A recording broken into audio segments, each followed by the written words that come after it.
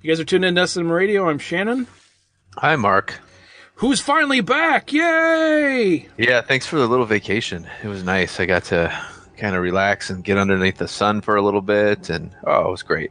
Well, I told everybody you were in jail, so... Oh, yeah, okay. Yeah.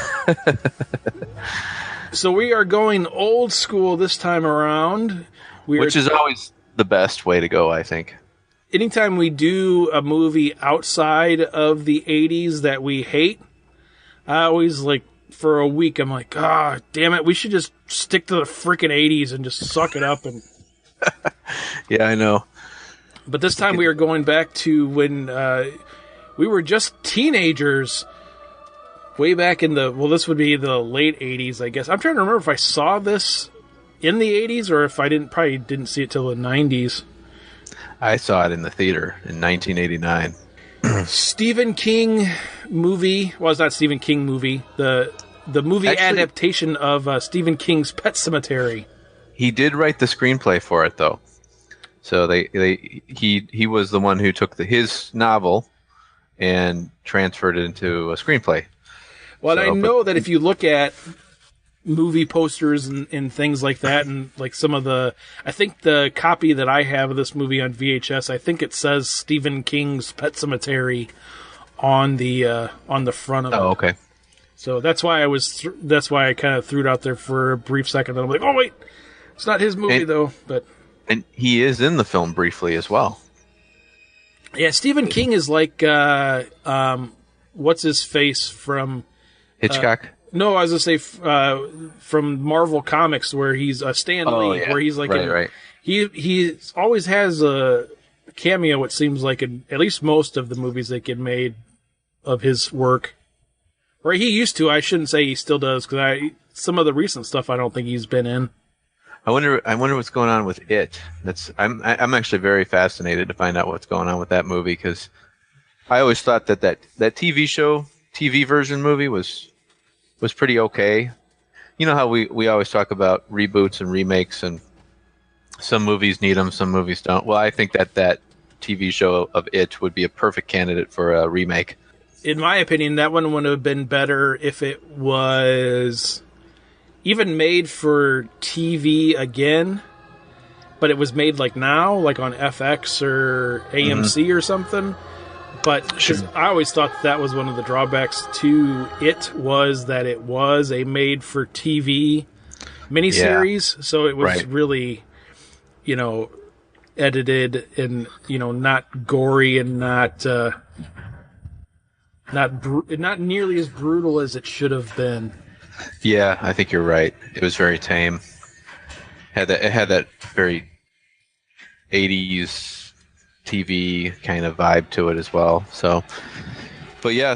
So we'll have to follow that one and see what goes on with this. But Stephen King's Pet Sematary, probably of all of his stories, and I haven't read all of his books, but I've seen all the movies. Of all the stories that I'm familiar with of Stephen King, this by far is my favorite. This is like my favorite story that he ever wrote, and I read the book back in the day as well. I had the book when it came out, or when the movie came out.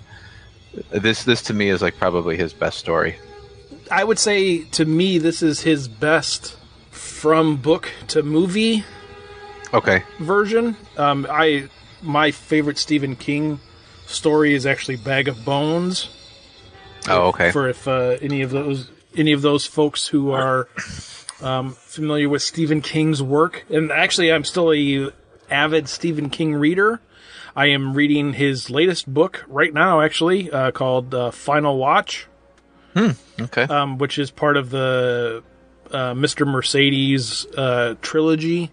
But he still puts out pretty good work these days. I know that back whenever that was 10, 15 years ago when he got ran over. Yeah, right. And we were all scared that us fans were scared that he wasn't going to write anymore, because he was talking, I don't remember what it was, like in an interview or something, he had said how since that accident he was experiencing some writer's block, and then there was like a book he put out that was like from his stashed collection of already written material. Oh, okay. I think that's true. That might not be actually 100% true, but anyway, yeah, I'm a huge Stephen King fan, but I do like the Pet Sematary story, which is Pet Sematary. I mean, if you don't know the story, you know, there's probably a reason either you're not. I know there's a lot of people that aren't Stephen King fans for one reason or another. I know he gets referred to by certain folks in the horror realm as a hack. One of the key elements to this story kind of goes against one of my major rules with movies and stuff, and that is kids. Yeah. I don't, which is kind of funny if you listen to the last episode of we had Gene Siskel and Roger Ebert on. Gene Siskel shared his hatred for using kids in horror movies. Okay. I don't mind having kids in horror movies. I just don't like stuff happening to them. And one of the key plot points to this movie is little boy gets killed and gets brought back to life and then gets killed again. Yeah. It's a pretty intense movie, actually. Yeah, like the story basically, it's about this family. They move into this new town, and the husband's a doctor, and he's just starting his practice. And they meet this old guy that lives, their neighbor, and it's Herman Munster. Herman Munster, yeah, Fred Gwynne, and he takes the family down this little trail and shows them that there's this pet cemetery there. Like, all the kids in the neighborhood. The whole thing is like this. There's this road that runs right near their home, where these truck drivers, and I think it's Orinco or some name of the company, where they just go speeding down these semi trucks, and they don't stop, and it's this really dangerous road. So because of that, all the neighborhood animals were getting hit by trucks. So like they would take them and bury them in this pet cemetery, and they had this whole place set up, which was really well done, and the kids designed it, and that's why cemetery is spelled with an S. It's spelled wrong, and anyhow, so later in the film, the husband has the house to himself for the weekend. There's some problems with him and his in-laws, and so I think it's over Thanksgiving, and they go out, and the wife takes the two kids, and he's doing some yard work, and he finds out that the cat got hit. And so he tells the old man, played by Fred Gwynne, which is the guy is perfectly cast, about that. And then he's like, well, I got an idea. Why don't I take you to this one place, And they go through the pet cemetery, and then they find out that beyond the pet cemetery is this old Indian burial ground. You bury your dead there, and what basically happens is they come back, but they come back different. And so he buries the cat up there. And, that's kind of the beginning. That's sort of the intro of the story. But I love the whole concept of the pet cemetery. Like, these kids that put together these little graves and all that. And I think a lot of it has to do with living across from a forest preserve. I spent like so much time as a kid growing up hanging out in the woods all the time, and finding weird stuff. And I don't know if you remember, but I actually put together a pet cemetery in the woods across the street from my house. I don't remember that. You don't remember that? I took like branches and I made crosses, and I did this whole little thing. There was no dead animals or anything. I was going to say, yeah, because I don't remember you having pets when we were kids. Oh yeah. But yeah, I didn't. I remember putting together like that pet cemetery, and actually it was kind of funny because the girl that lived 2 houses down came into the woods and saw what I was doing, and I told her, hey, I'm making this pet cemetery, and then she told her mom about it, and she was never allowed to go back in the woods. So I always thought this story was great. I love it. I love the story. I love the I thought it's funny because the novel novels kind of go on and sort of really tell the story, and so the movie is like a condensed version of all this stuff, but it really seemed like he was able to squeeze it all in there, which I thought was kind of cool. Like usually you watch a movie from a book and there's a lot of stuff kind of seems like it's missing, or they changed it up.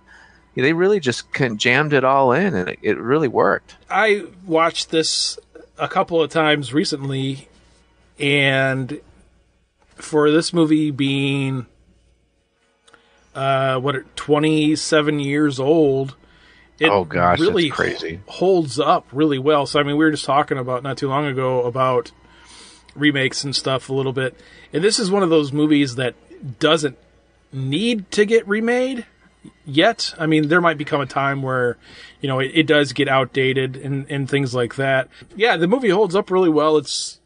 It's rather creepy and rather eerie without being gory at all. I don't think there's some gore, but there's not really even a lot of blood in the movie. Well, I think the death scene of Fred Gwynne's character, that was a pretty intense death scene, I thought, with it when he gets his heel sliced open with the scalpel. Yep, and he gets a Joker smile. Right. Yeah. Right. It's not. You know what I mean, though. It's. I mean, it's. It's tame in today's standards. Yeah, sure. but it's still one of those things. I mean, when you see that scalpel go into the Achilles tendon, it's just like you're like because it doesn't just like it's not one of these things like how we were just talking about with It, where you just like see the blade like flash and then like he's holding his ankle or anything. You see the blade like go into the ankle and like saw back and forth like a good inch into the ankle, and you're just like yeah. It's one of those things too. Like I say this sometimes when we're talking about horror movies with other people, and they're like, "Oh, doesn't that make you queasy and stuff?" And there's always times where there's two scenes that are really hard for me to watch when it comes to horror movies, and I've probably talked about them before on this show. One of them is the ankle scene from this movie, because it's I've never cut open my Achilles tendon like that, but I've caught the back of my heel like on doors and stuff, wearing flip-flops. Right. And so I kind of know what it feels like. So I can sympathize with that pain a little bit. The other scene is in the first Hellraiser movie. There's a scene where they're moving a mattress up a flight of stairs, and the one guy is walking like backwards up the stairs, and he's got his hands on the mattress, and there's a nail sticking out of the wall, and he slams the nail into the back of his hand. You really didn't like that, did you? God, it drives me. I even think about it, I'm like, It's one of those, where you can feel it, but I could watch Jason cut people's heads off all day long and never flinch at all, because I have no idea what that feels like. I can't even imagine what that would feel like. Right. Or getting cut in half, that kind of stuff. I mean, yeah, I've had cuts and stuff before, but I've never had like a cut all the way through my body, so I have no idea what that is like. Oh, sure. Yeah, it's got some pretty intense stuff, That scene with the ankle getting cut, yeah, man, wow. That is a hard one to watch. And, the other one that is still hard to watch with this movie is the flashback scenes to Zelda. Zelda is probably one of the best characters of any horror movie. She really is. Yeah, and did you know that Zelda was played by a male? Yeah, that's what I was just going to say, too. I never realized that until I rewatched the movie probably a month ago, maybe 2 months ago. And that was the first thing I noticed was like, or I didn't notice, but I was watching it and I was looking at her and I was like, oh, God, it's so creepy as hell. Is that a dude? And then I looked it up, and sure enough, it's a guy, which adds to the creepiness. The Zelda character was the wife in the story. Her sister, when she was a kid, her sister, her older sister, had, I think, was it spinal meningitis, I believe. Yeah, something like that. Yep. She had this disease that basically made her like a human skeleton. Like, she wasn't getting any nourishment or something, and so her bones were twisted, and she just looked terrible. So the family would like kind of hid her away in the back bedroom of the house, and the sister as a kid, or the wife character of the main of the story, as a kid, she would have to go and feed her and take care of her when the family was out, and then like she ends up this Zelda character ends up dying, choking on food in the care of her sister, and it kind of leaves a scar on her psyche for the rest of her life. But yeah, those flashback scenes are just that is some pretty intense stuff. I know my son had a hard time with that for sure. So I think that, and that's, that kind of stuff really adds to the story. Just even though it's like, it kind of gives the character a little bit more, you understand why she's struggling with things she's struggling with. But man, yeah, that Zelda character was great. For the most part, the casting in this movie I thought was really spot on.